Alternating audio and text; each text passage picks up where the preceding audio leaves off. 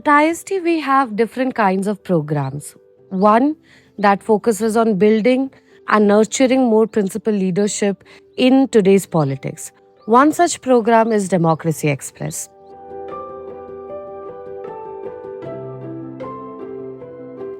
ये 9 दिन की जर्नी में जो है हम अलग अलग राज्यों से लोगों को साथ लेकर आते हैं।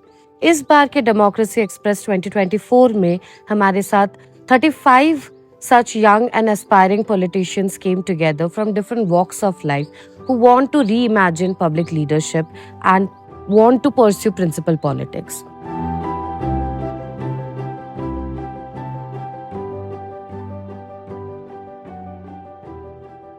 नमस्कार, मैं नम्रता महाराष्ट्र के ठाणे डिस्ट्रिक्ट से हूँ। नमस्कार, मैं चैन सिंह बड़वानी मध्य प्रदेश से। मैं सुनीता टटवारे मध्य प्रदेश के खरगोन जिले से आई हूँ। Hello, this is Jaiveer and I am from Hyderabad. मेरा नाम प्रमति है, मैं उड़ीसा से आई हूँ। नमस्कार, दीपी प्रजापति सूरत गुजरात से। मेरा नाम डॉक्टर प्रियंका मिश्रा है, मैं बिहार के मिथिला क्षेत्र से आती हूँ। नमस्कार, मेरा नाम चंदन कुमार झा है, मैं बिहार दरभंगा से हूँ। नमस्ते, my name is Rohini Dhotre, I am from Solapur Maharashtra. नमस्कार सभी को, मैं सोनम मध्य प्रदेश से। मेरा नाम रुखसार शेख है, मैं मुंबई से आई हूँ। राम राम, जय जोहार, मैं आयुष सिंह केंद्रीय विश्वविद्यालय कर्नाटका से, मूलतः गाजियाबाद उत्तर प्रदेश का वासी। आज इंडियन स्कूल ऑफ डेमोक्रेसी के साथ जुड़ने का सौभाग्य प्राप्त हुआ है। ये महाराष्ट्र एडिशन 2024 है।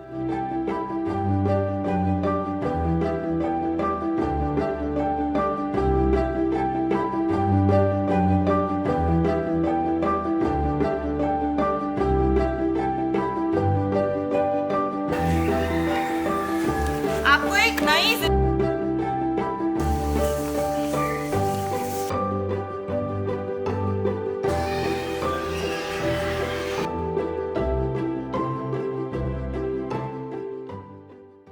आज यहाँ कुछ बच्चों के साथ बात की जो लोग राजनीति में आना चाहते हैं, राजनीति में काम करना चाहते हैं और उनकी आंखों में सपने बहुत अच्छे हैं कि इस देश की दशा और दिशा हम बदल भी सकते हैं, कुछ अच्छा करना चाहते हैं।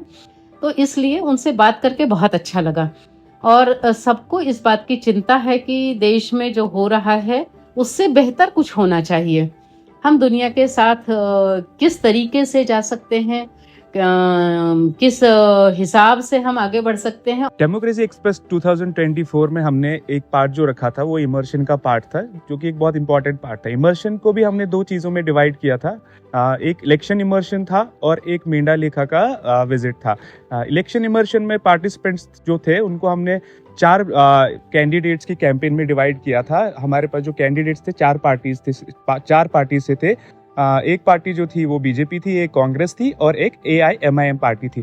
इसमें हमने पार्टिसिपेंट्स को ग्रुप्स में डिवाइड करके उनको डिफरेंट कैंडिडेट्स के साथ टैग किया। इसका जो मोटिव था कि वो डिफरेंट कैंडिडेट्स और डिफरेंट पार्टीज के साथ जाके देखे कि इलेक्शन में काम कैसे होता है और इलेक्शन में क्या डिफरेंट चीज़ें होती है करने के लिए पार्टिसिपेंट्स के। कैंपेन के जो डिफरेंट पार्ट्स होते हैं, जैसे कि बूथ मैनेजमेंट होता है, वॉर रूम का एक्सपीरियंस होता है, डोर टू डोर कैंपेनिंग होती है, और ये सब चीजें वो एक्सपीरियंस करें और उनमें हिस्सा ले डिफरेंट पार्टीज में और कैसा होता है ये।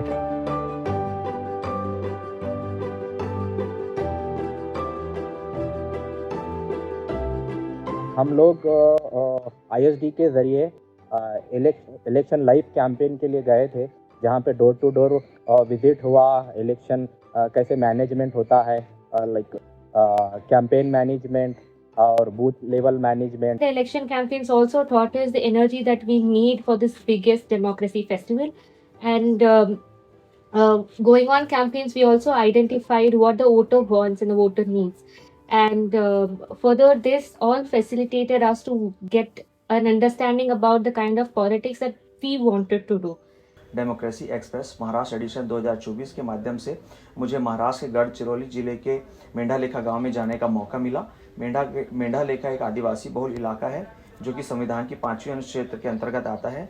मेंढालेखा के ग्रामीणों ने स्थानीय स्वशासन की संकल्प लिया और अपने जल, जंगल और जमीन को बचाने के लिए संघर्ष किया। First of all, when I visited that village, I just saw the slogan on the board that was Delhi Mumbai मध्ये आमची सरकार आणि इथे गावामध्ये आमचीच सरकार. that slogan was very inspiring for me. And as Devaji Tofa came, I just asked them what it means. So he said कि this village runs from collective decision making, that is collective democracy. जो मेंढा लेखा गांव है वहाँ पे लड़कियों को पढ़ाया जा रहा है, क्योंकि मैंने खुद ने भी ये एक्सपीरियंस लिया है और मैं एक शहर से बिलोंग करती हूँ, तो ज़्यादातर लड़कियों को पढ़ाने में बहुत दिक्कतें आती है। घर वाले अलग अलग कारण से पढ़ाते नहीं है, बट ये जहाँ पे हम देख रहे हैं एक आदिवासी समाज है, वहाँ पर भी इतना अच्छी उनकी सोच और समझ है कि वो लोग लड़कियों को पढ़ा रहे हैं। मेंढा लेखा में मैंने देखा कि कैसे ग्राम सभा में सामूहिक तरह से निर्णय लिए जाते हैं, वन संसाधनों का बेहतर प्रबंधन और जो स्थानीय सुशासन को मजबूत करने का एक उदाहरण जो है मेंढा लेखा में देखने को मिला। मेंढा लेखा अपने आप में एक मॉडल है जो कि पंचायती राज व्यवस्था को मजबूत करता है। Menda Lekha has taught me a lot, especially regarding the democracy and how a democracy could function through consensus. And second thing which I learned is about sustainable development, how they balance development with preserving environment too. Third is the cultural preservation which they have. That's what I learned from. नमस्कार, मेरा नाम Nanda Dugga.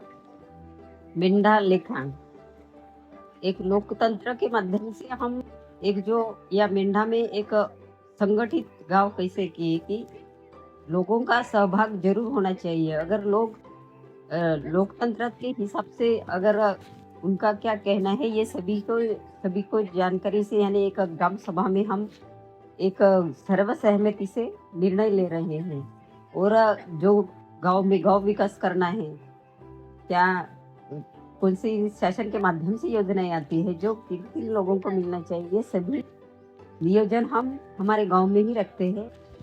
Indian school of democracy express 2024 में मुझे सबसे best session जो लगा वो constituency management था। कॉन्स्टिट्यूंसी में बूथ से लेके पन्ना प्रभारी से लेके एक पेज में कितने वोटिंग लिस्ट होती है वहाँ से लेके जो सारी क्लैरिटी दी हमने ओवरऑल कॉन्स्टिट्यूंसी के लिए कि उसमें हम कैसे स्ट्रेटेजिकली कॉन्स्टिट्यूंसी को मैनेज कर सके और फ्यूचर में अगर कॉन्स्टिट्यूंसी में हमें कोई काम करना हो तो हम कैसे वो कॉन्स्टिट्यूंसी में प्रॉपर प्लान कर सके, वो बेस हमारा क्लियर किया था। मैंने कुछ चीज़ें जो सीखा है जो काफ़ी यूनिक रहा, जो एक राजनीतिक पूंजी जो 6 प्रकार के जो होते हैं जो बताया गया, सामाजिक, नैतिक, बौद्धिक, वित्तीय, तो इसका जो परसेप्शन था जो मैं कुछ अलग सोच रहा था, यहाँ के बाद कम्प्लीटली चेंज हो गया।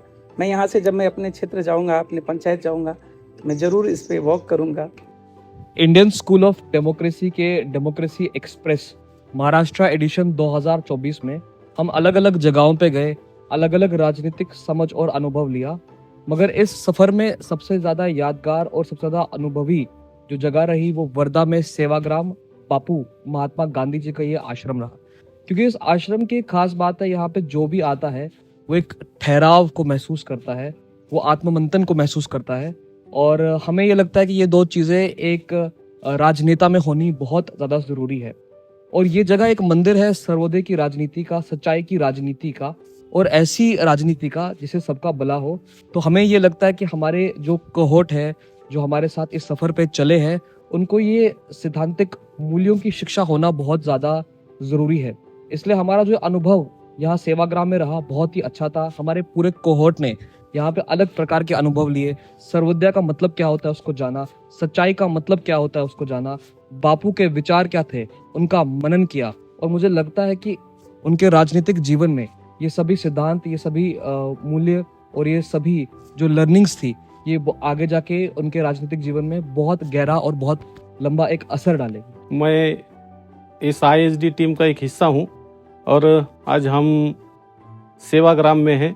सेवाग्राम ये जो भूमि है जहाँ महात्मा गांधी रह चुके हैं और उन्होंने यहाँ से देश की राजनीति बदली, तो बहुत अच्छा लगा यहाँ पे आके। यहाँ सर्वोदय की जो राजनीति है वो राजनीति समझ में आई।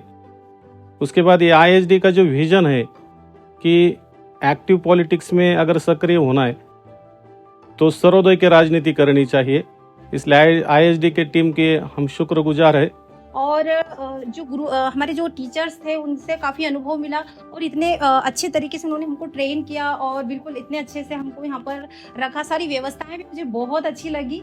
कभी मैंने लाइफ में नहीं सोचा था कि मुझे इतना अच्छा प्रशिक्षण मिलेगा और प्रशिक्षण के साथ साथ इतनी अच्छी व्यवस्थाएं मिलेगी और मुझे कोई दिक्कत नहीं हुई। तो मुझे बहुत खुशी है और मेरा मन है कि मैं बार बार इस ट्रेनिंग में आऊँ और कुछ सीखूँ। इंडियन स्कूल ऑफ डेमोक्रेसी को मैं थैंक यू कहना चाहूँगी कि उन्होंने एक ऐसे व्यवस्था बनाई है कि देश के सारे युवा एक प्लेटफॉर्म पे आकर के अपनी बात रख रहे हैं, अपने क्षेत्र के मुद्दे रख रहे हैं, सब एक दूसरे से इंटरेक्ट हो रहे हैं और सबको, हम इतने दिनों से अपने क्षेत्र के मुद्दा को लेकर के राजनीति की बात करते थे, आज हमें पता चला है कि सब अपने अपने क्षेत्र के मुद्दा को लेकर के लड़ रहे हैं। तो thank you ISD team, thank you so much.